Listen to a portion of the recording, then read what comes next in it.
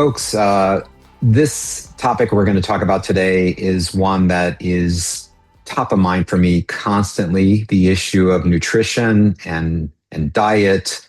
I think for most of us, it's one of the biggest challenges we have in terms of getting healthy and staying healthy, and a lot of disappointment, a lot of frustration, a lot of demoralization, a lot of self-blame and self-shaming and guilt. And it's obviously a huge industry. And, clearly the facts are that we have not even begun to solve the issue in the US. I mean, I was just reading at this point, 20%, over 20% of children, Americans under 18, 20% are obese, not overweight, obese. That number was a fraction. I mean, it was way less than 5% 20, 30 years ago. So, it's actually, not only is it a problem, it's getting worse, much worse. And so I'm excited to have an expert on the call today, and someone who's actually doing something about this. Noah Kotlove, who is the CEO and founder of Berry Street, Berry, Berry Street. And Noah, welcome to the show. I'm so glad we finally could make this happen. Yeah, likewise. I'm excited to chat about it. Thanks for having me. Noah, tell us a little bit about your background. I am curious what you've been you've been an entrepreneur. You've started other companies successfully, attacking some very, very difficult problems in our society. How did you get interested in nutrition, and how do you see that problem?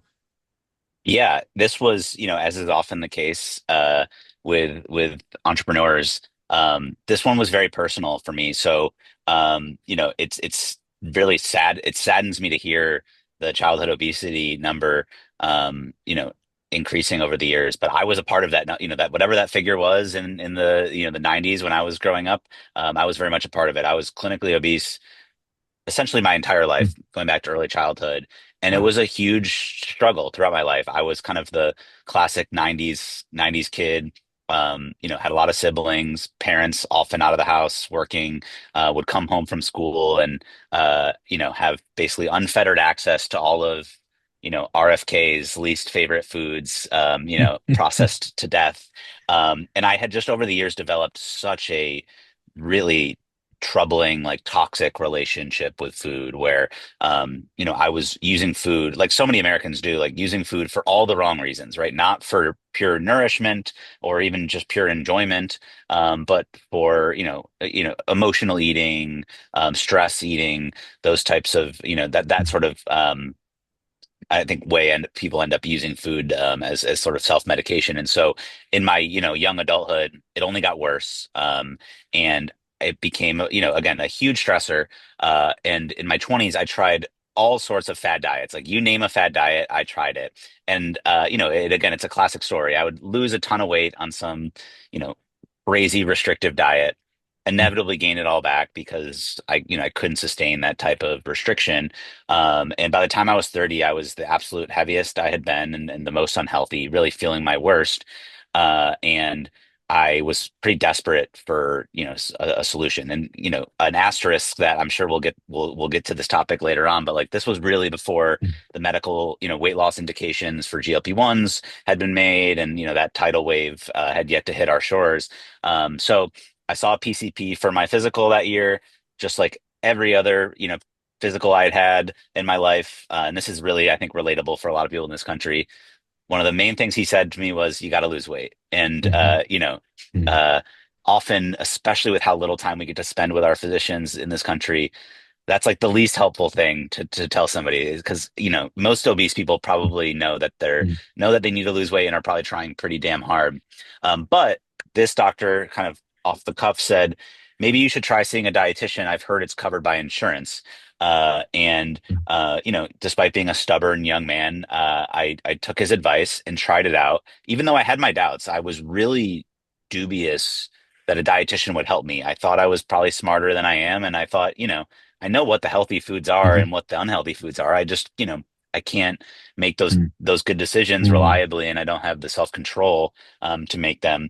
But very quickly, I realized that I had a lot of misconceptions about what a dietitian would do. I thought it would be the sort of surface level, eat this, don't eat that. And it just went so much deeper than that. And what I always mm, tell people is, if you've ever been to talk therapy, it's actually like a great relationship with a dietitian is very similar to that. But instead of talking about your relationship with maybe your mm, parents or your spouse, you get into your relationship with food. And we don't mhm, think about it, I think, like that mm, most of the time, but we all do have that mm, really kind of personal, emotional relationship with food. And again, for many people in this mm, country, um, both for, sort of internal and external reasons, it's a toxic one, right? Like the foods that are, you mentioned it earlier, like eating healthy is a challenge, and one of the many challenges is that it's really expensive, and our food supply does not make it it makes it really easy to eat, mhm, and actually like addictive, frankly, to eat mhm, unhealthy foods. So over the course of working with my dietitian, I ended up really kind of like breaking that relationship down, and building back a more positive one where I was able to really mm, like find this sense of, dietitians call it like food freedom, where mm, food, and actually GLP-1 patients, end up kind of speaking in similar ways, where oh, food stopped sort of dominating my thoughts all day, and I wow. wasn't obsessing over food all day, every day, but two, I was actually able to enjoy food, right? Where, it's totally fine to enjoy a slice of pizza on a Mhm, Friday night, maybe celebrating with your coworkers because you reached some milestone. That's a mm, beautiful thing. Like, life is short. We should allow ourselves that. Where it gets problematic is when you order and, consume an entire pie of pizza because maybe had a crappy a crappy week wow. at work. Yeah. So I lost a bunch of weight through that experience, which Wow. was amazing and life changing. But as an entrepreneur, I was just obsessed with the insurance coverage because it frankly blew my mind. I was on, sort of a high deductible Obamacare plan, essentially, since the ACA was passed, as an entrepreneur. And I was very used to, one, how, I felt, unlike most employees, like how expensive my insurance was because I was, more directly paying for it. But two, I really felt, sort of how little it covered, right? The typical experience was to go to any sort of medical provider and have, a deductible to hit or a copay to sort of have to meet.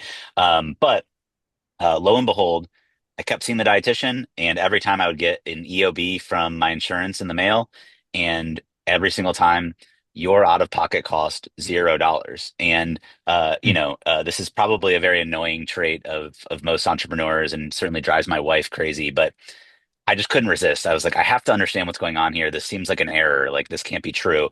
And quickly learned, no, actually, most Americans with commercial insurance can see a dietitian for free under their existing plan.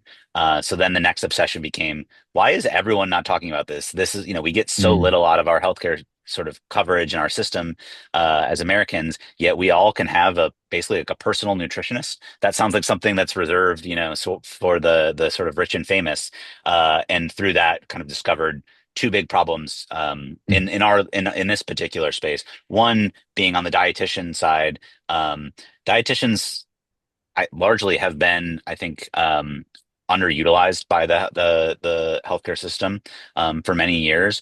And part of the challenge is it's really difficult for a mm, dietitian to, work in an insurance reimbursable setting.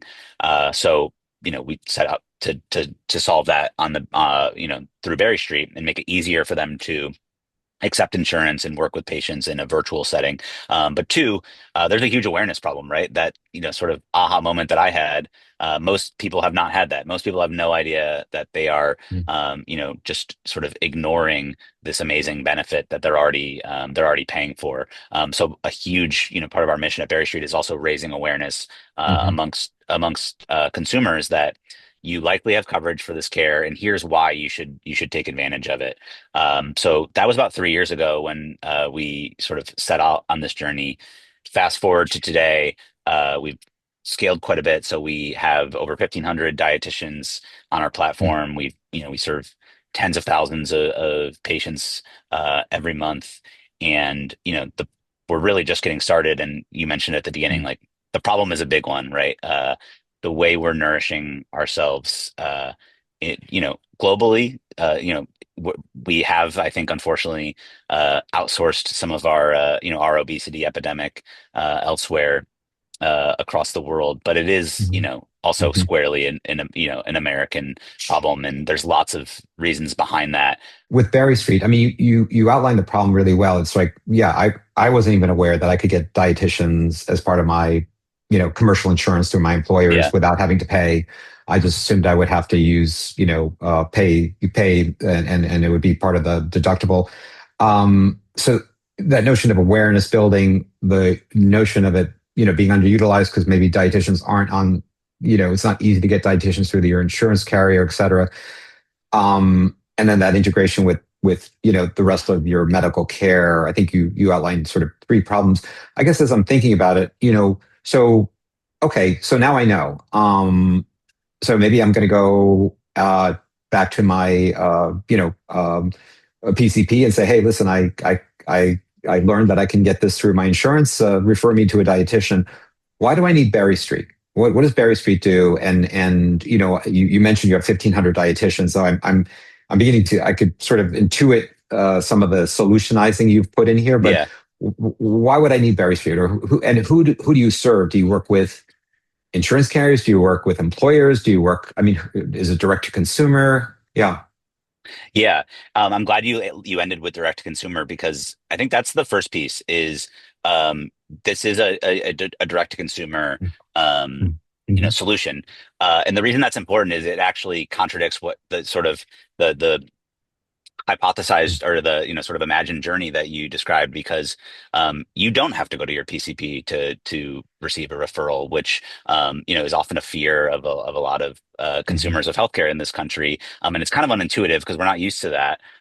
It just so happened that my doctor, is how I discovered that was my point of discovery, but Mhm. actually most people don't need that, and so one of the I think it's as a career entrepreneur and mostly a Mhm. consumer entrepreneur, it still kind of strikes me as odd being a relative newcomer to healthcare that this is an innovation because it's not an innovation elsewhere.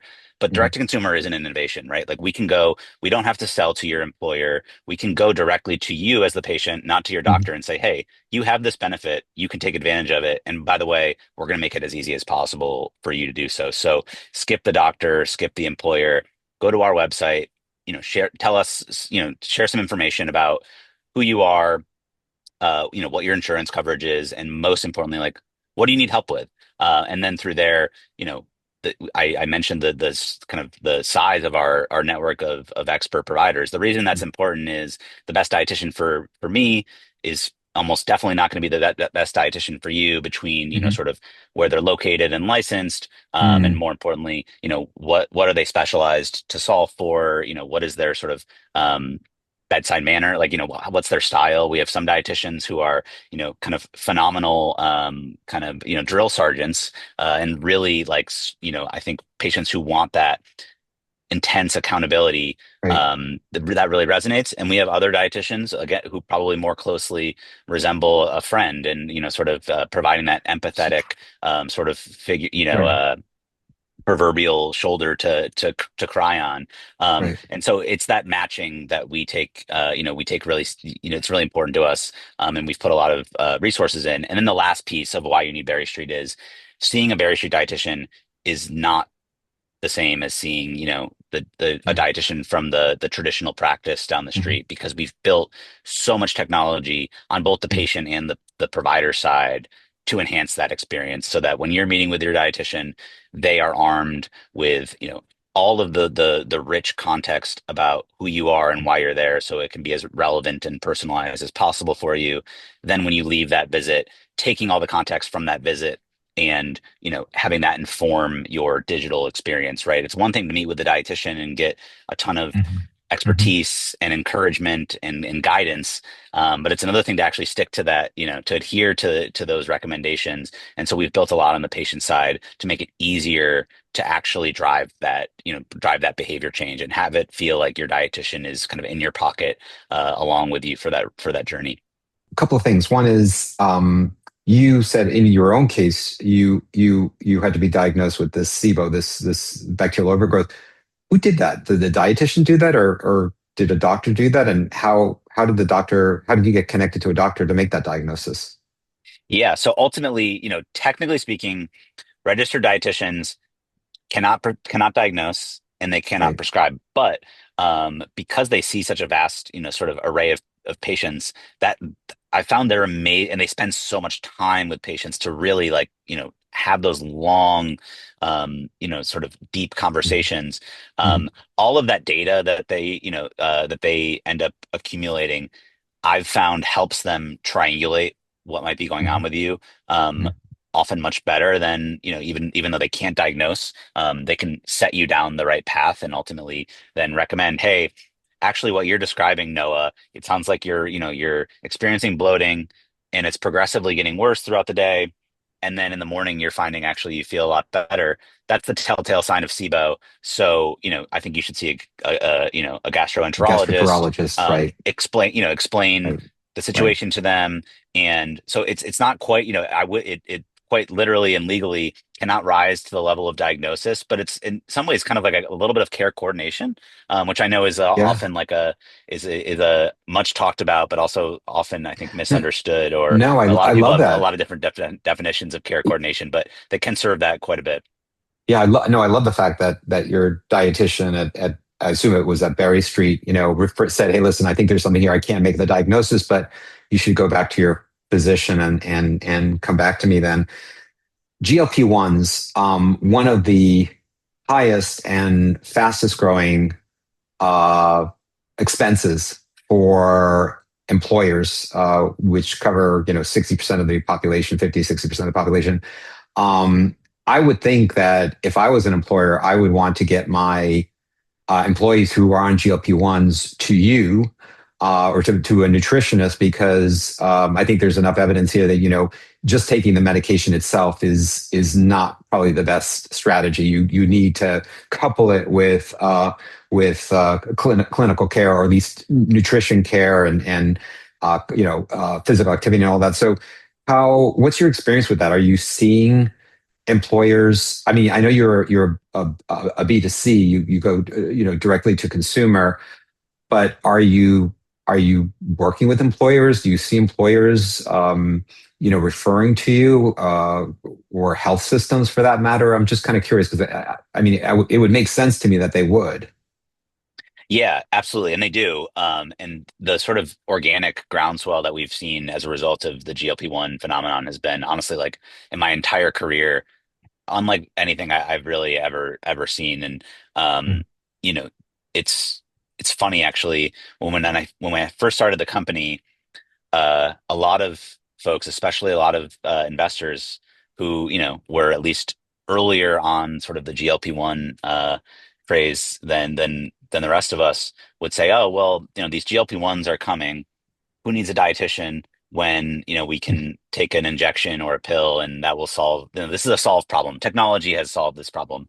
And you're not going to find a bigger supporter and believer of GLP-1s than me. I think they will fundamentally like change healthcare in this country. But the analogy I usually make is GLP-1s are to a dietitian as antidepressants are to a therapist, right? The best possible solution for patients is pairing that, sort of medical pharmaceutical treatment with the behavioral treatment, right? So one, helping people actually a dietitian can serve as an on-ramp in two ways. One, helping people better understand, if that's the best solution for them, right? Or if there's other ways they could achieve their goals, or, achieve whatever sort of changes they need to make clinically.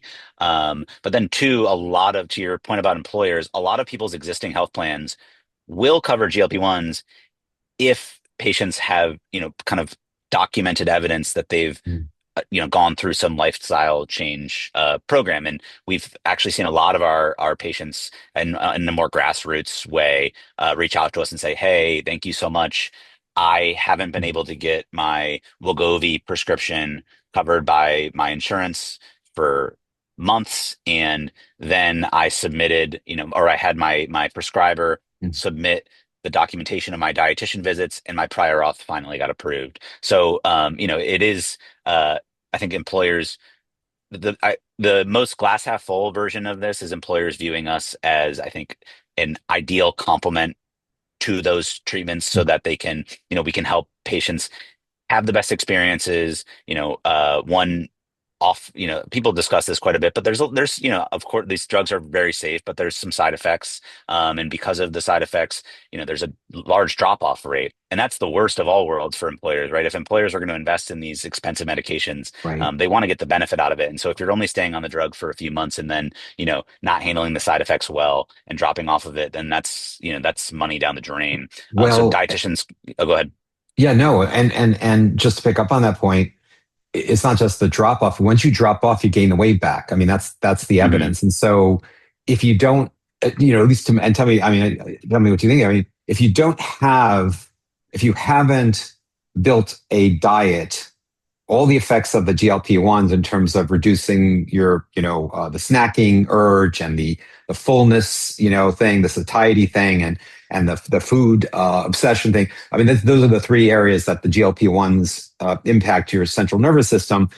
That goes away when the medication stops, and then the weight comes back on, and so your employer or whoever's paying for it has paid all this money for a few months or a year, and the benefit, and without any real benefits, and to the individual, it's really, I have to believe it's got to be incredibly demoralizing. And so I think the benefit of one of the benefits of coupling it with a nutritionist is, even when you stop, and maybe helping you figure out when to stop, first of all, keeping you on at the adherence, Hmm. figuring out when it's, if you're going to stop, when you stop, and then after you stop, you talked about that strategy thing, having someone to help you maintain, good nutrition if you do stop and when you do stop the medication. So it's a no-brainer. It's no wonder it's required, right? Employers want you to do this before they'll pay for the GLP-1. Yeah, absolutely. I mean, that food noise comes back, right? I think we pretty Right. consistently find from patients that as soon as they get off the drug, suddenly they're ruminating about food in the way they used to. We're wired for that, unfortunately.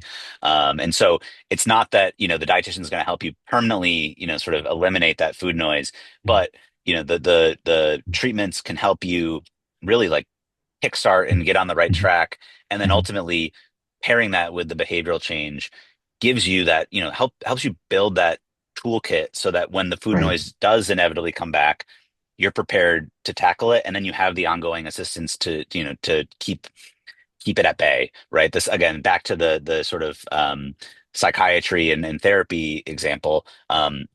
Again, from personal Yes. experience, Right. in my 20s, actually relatedly to my obesity, I was grappling with anxiety and depression, and found myself really struggling with that, and ultimately got a lot of benefit on being on an antidepressant for several years, and then pairing that with a therapist, was able to eventually titrate off that medication, and you know it's not that everything is suddenly solved, but it's that, oh, now I have I've built the muscle to better handle some of these challenges that I'm facing that now are maybe more visceral without the medication keeping them at bay. So yeah, it's really, when I talk about a tailwind for us in our industry, it's because we Mm. being like, dietitians, I'm not a dietitian, but Mm. at this point feel like I'm a mascot for them, can serve as that on ramp, the complement, and Yeah. hopefully that off ramp for some people. Because I do think it's really, I hate when I hear people sort of speak negatively about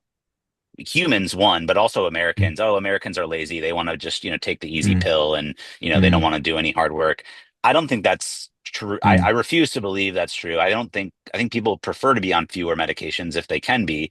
And I think what that attitude really doesn't, uh, I think, respect is, if you're someone who's really struggled with obesity for many years, Mm. and especially if having access to healthy eating is either out of reach or difficult to reach for you for socioeconomic reasons, like you mentioned earlier, like that's a demoralizing place to be, and the power for people in that position to see the number on the scale start to go down, often maybe for the first Right. time ever, that momentum is really powerful, and I think it's a beautiful thing, and so we should encourage that, and then also, when clinically appropriate, help people Yeah. live hopefully long, happy lives without having to Yeah. take a medication that maybe is unnecessary. I think there's a large part of this that has is goes way beyond information, way beyond knowledge, way beyond nutritional, clinical coaching, and more about, you know, uh, one navigating, and you brought in navigating my internal environment. There's the external environment, then there's the internal external environment, there's the social environment, and then there's my internal environment. To your point, most of us eat for other reasons than we're hungry or need nutrition. It's anxiety, it's habit, it's stress, it's all these things, these psychological things, and so um, to me that seems to be, I would almost, and I'm just gonna put it out there, you challenge me and correct me, but I almost think that part of it is much, much more important than the knowledge and information part. Yeah, and I wish I could challenge you because I would, I would love to sort of uh buck horns, but you nailed it. You actually just in a pretty succinct way nailed, I think, the entire like unlock for folks that dietitians represent. And I don't want to take anything away from the expertise that they do have, right? Like these are Absolutely. true like expert clinicians. People confuse dietitians and nutritionists all the time, and I even mentioned nutritionists earlier. Like registered dietitians have to go through, their bachelor's and their master's program, a 2-year rotation, an internship program. So they are, they are licensed clinicians for a reason. But to your point, especially these days, like expertise is not out of reach for most people.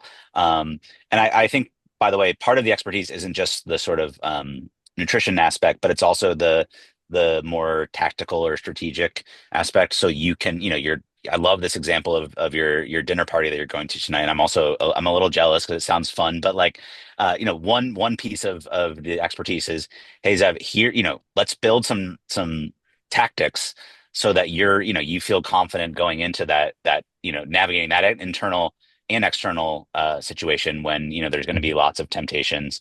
um, the personal trainer analogy is a perfect one because part of it is that partnership. You mentioned it, like accountability, right? Like Mm, when you're really in a groove with a dietitian, at least personally, I find myself just taking that extra beat to think about what I'm about to consume, because I know, I'm going to be meeting with my dietitian either this mm, week or next week, and I'm going to think twice about this. And thinking twice about this doesn't mm, mean avoiding it altogether, but it means why am I about to consume this? Is it because I'm feeling anxious or uncomfortable or stressed? Am I having this second glass? My mind, we've all probably, anyone who either, is a drinker or has been a drinker, like, you find yourself in social situations where you realize like, oh, I'm just consuming this out of, it's like a nervous tick. I'm not even right. actually, slow, little Absolutely. before you know it, you're 3 glasses of wine in. So it's that accountability. But I think another part that's less obvious for folks is the empathy piece of, let's Mm, say, mm, despite your and your dietitian's best efforts, you screwed up tonight at the dinner party and you ended up drinking more than you intended to, or man, you just couldn't resist that second slice of cake. Uh, it's that this is something we actually battle with our patients on, because a lot of times that ends up being a or it can be a risk of churn moment because the patient says, "Oh, I screwed up. I'm off the wagon. I don't right. want to see my dietitian." But that's actually the best time to see your dietitian. One, because I think the relief that they'll, it's just like, it's okay. Like every day is not going to be perfect, and Mm, forget about it. Like don't let, I think a lot of times when people are on a diet journey, to improve their nutrition, it's so easy to sort of be shaken from the path, and then you kind of mm, like, oh well, what's the point of I mhm, went crazy on DoorDash on Sunday, and so now I'm mm. hopeless. But having that sort of empathetic voice who is also, can relate to you and say like, oh, I've been there, Yeah, right? I know exactly what you're going yeah, through. So that yeah, that encouragement is really powerful as well. And then the last piece I would yeah. share is kind of back to, back to the idea of preparing you for your evening tonight. It's also allowing you to enjoy it, right? Like, Mhm, hey, you've had a long, mhm, long work week.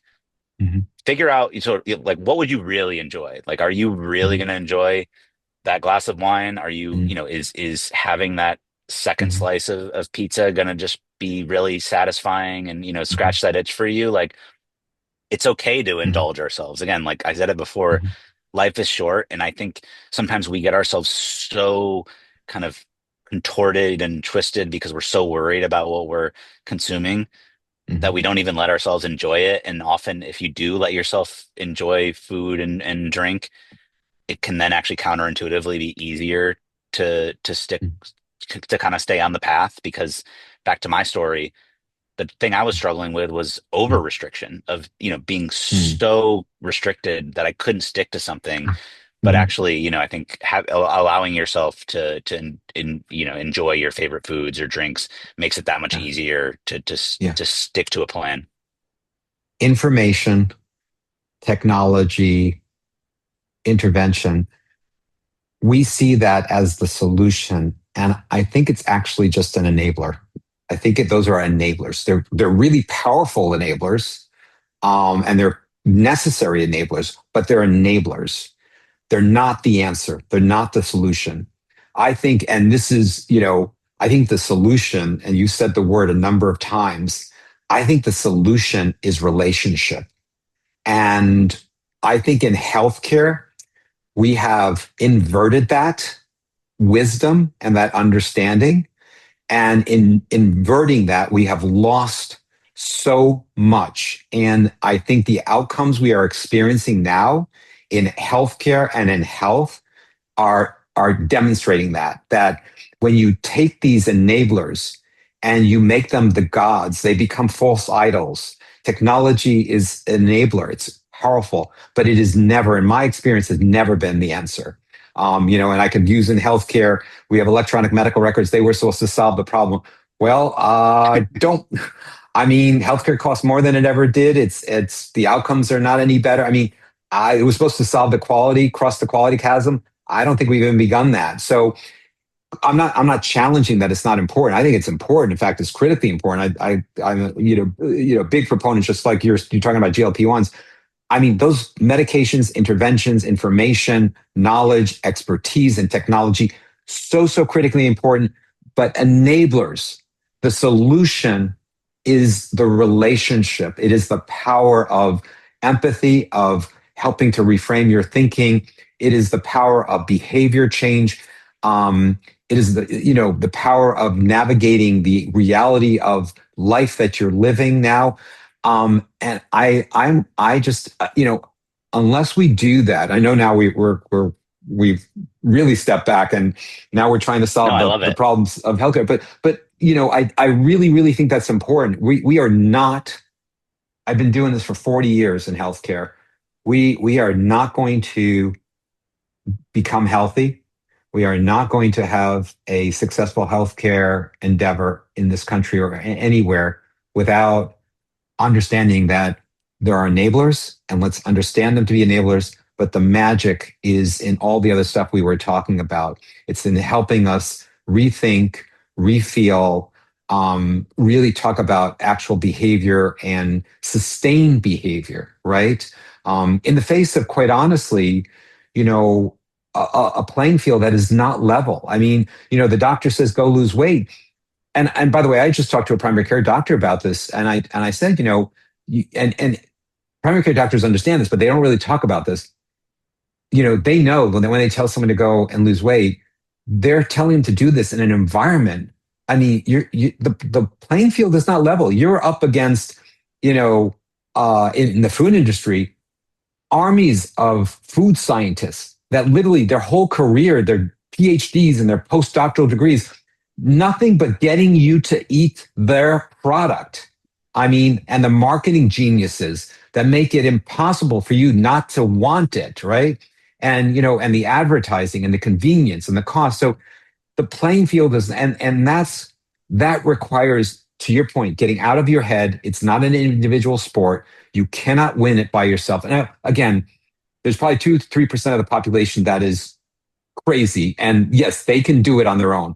The rest of us, we need other human beings. We need to be in community. We need to have others help us figure this out, navigate this out, and make this part of our habitual life, our it's kind of almost helping us reframe our life in a way. And so I just again, I know this is way beyond just dietitian, but I think I think this is the core of the issue. Yeah, and no, I actually I'm glad we took it way beyond dietitians because, you know, it's funny. I keep kind of referring to this like, sort of like the consumer space outside of healthcare, or like really what I'm talking about is a consumer product. And there's a very like widely accepted kind of principle to live by in consumer product, or really any product development at all, that I'm sure I'm going to butcher, but it's this idea that like consumers do not want a drill, they want a hole in the wall, right? Like they Right, want right, the results, the outcome. They're not buying, don't fixate on the tool. What are you driving right. for your consumer? And healthcare in the United States has just completely sort of whiffed on that. Now that said, we're really excited and encouraged by of all organizations, CMS and the sort of innovation that they Mhm. are, I think, going to be like rapidly driving with some of these new programs, and just, sort of um, committing to that point of we are, going to Mhm. pay for outcomes, not for, Yes. the care itself. And so Yep. I think creating this petri dish for hopefully, myself and other entrepreneurs and Mhm. innovators um, to work within those constraints. Okay, I've seen a lot of hubbub about like, oh, these CMS access payments are so low, it's Mhm. unrealistic. But like, I think it's actually, I think it's fantastic. It's like, okay, how can you drive these outcomes while, sort of being reimbursed at that low rate, right? Which means how can we, Mhm. develop innovative solutions that don't necessarily have to fit into our classic kind of, ingrained Yep. fee for service system. And so we are big believers in that. And I think Yep. this, technology, if anything, will be an enabler for hopefully for the healthcare system to more, especially with the advent of artificial intelligence, more quickly shift more and more of our attention to outcomes, to value, rather than sort of like how much healthcare we're delivering, right? Mhm. We as long as we're incentivizing more healthcare being delivered, then magically we're going to Yeah. produce more healthcare. So I think you're spot on, and I think what we're our belief is that because nutrition and diet is so universal, right? It doesn't matter what's going on in your life, Mhm. nutrition is relevant for you, whether you're, Mhm. clinically overweight or obese, whether you're, dealing with an acute or a chronic Mhm. condition, whether you're a, Olympic athlete, like nutrition is relevant for you. And so, I think personally, of course, I'm biased, but like, I think it's the best place to start in innovating on some of the, sort of what we, the assumptions we've made about healthcare, and rethinking, from first principles, like, what does the best, most impactful version of this look like? What does a more solution oriented experience look like, rather than what does it look like when we treat healthcare more like trying to put the hole in the wall, rather than trying to build the most advanced drill? And by the Yeah. way, So I'm sure there are product people who are hearing me share that anecdote, and they're like, no, that's the exact no, wrong no, analogy. But no. No, yeah. no, no. I don't think it is. So you're so just for reference sake, you're referencing Clayton Christensen's work, and he talked about the fact that where manufacturers or vendors go wrong is that they think they're selling a drill, but actually what I'm looking for is that hole in the wall. And so if I can get the hole in the wall, another way, for instance, hanging a picture. It used to be you have to have a nail and a hammer, so I'm going to sell you a hammer. Well, actually now you can use tape to do that, right? So it's more about the outcome the customer wants. And so and I think healthcare can learn a lot from Clayton Christensen's theories on that. So I think you're spot on, Noah. I think you and I could talk for a long time. I really, again, I appreciate your passion and your enthusiasm about this and what you and your colleagues at Berry Street are doing. Definitely would love to follow up for you. By the way, I know you can't come and join us for dinner tonight because you're in New York City and I'm here down in Charlotte, but would love to break bread with you sometime. No, absolutely. And I think probably CMMI will release, 10 new acronyms in the next few months. And so we'll have a whole new set of programs to dig into and geek out about. So I'd love to continue the conversation. Thanks, my friend. What a pleasure meeting you. Thank you, Noah. Likewise. Thanks so much, Seb. Take care.